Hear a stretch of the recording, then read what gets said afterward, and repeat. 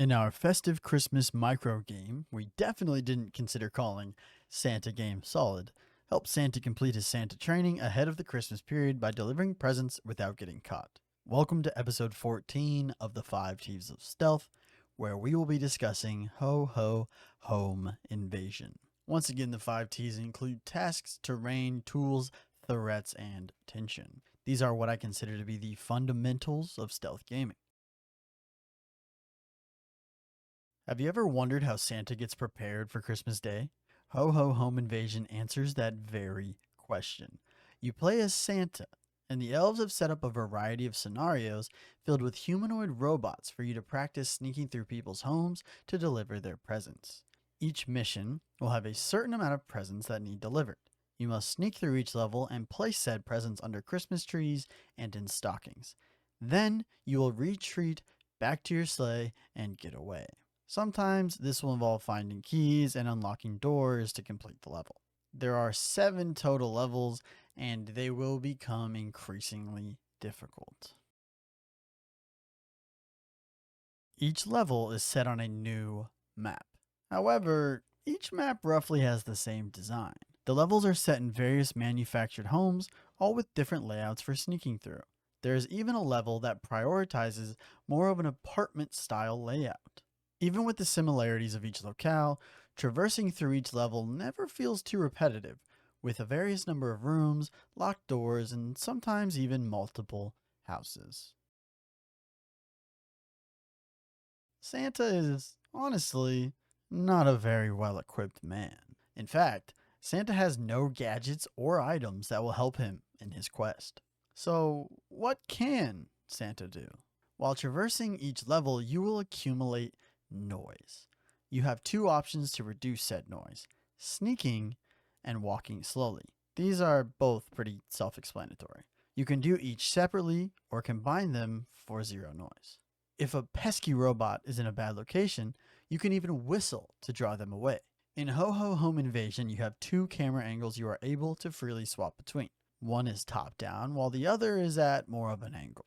You are also able to pan around the nearby map with a limited distance independently from your own movement. There's even a mini-map to make sure you don't get lost. By default, you have 1 additional life on each level, so you can screw up 1 time. You can change this amount and even make it infinite if you so choose. As Santa, the most important thing for you to do is, well, place presents. When in position, a bar will pull up with 3 different colors and a moving cursor for you to stop. Stopping in the green is silent and fast to complete. Yellow, a bit of noise and a bit slower, and red is very loud and very slow. This is very easy to time, and I only ever missed the green once or twice.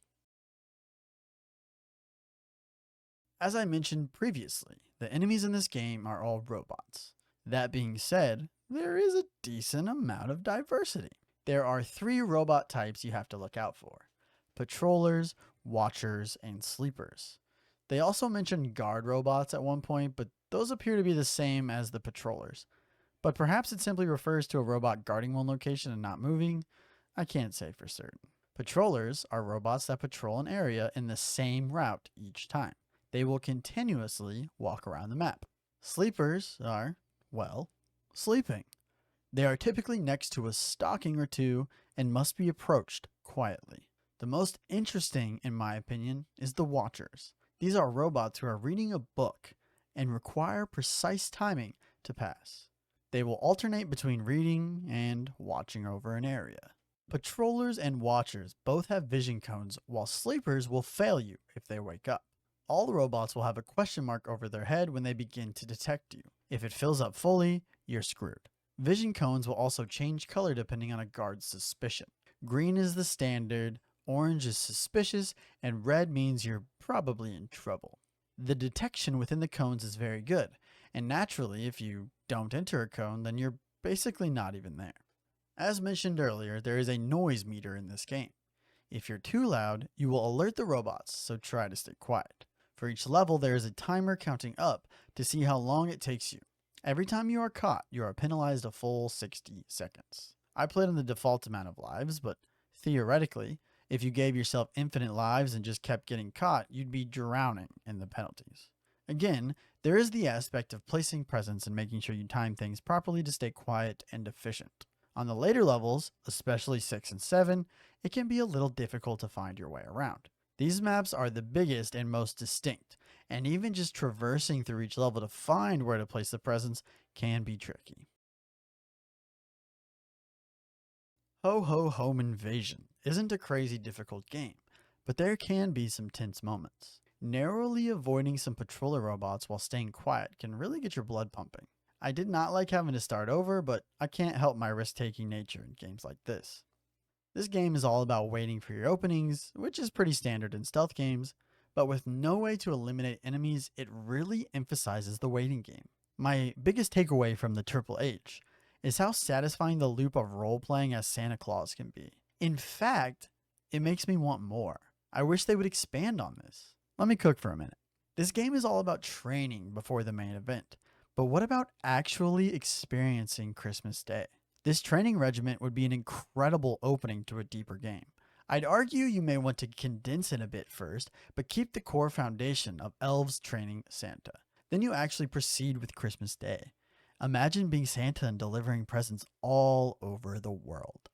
The level design would have infinite possibilities. You could even expand on Santa's kit a bit more to give him more options. I also really like the idea that the elves may have done good research, but there is no way to predict everything.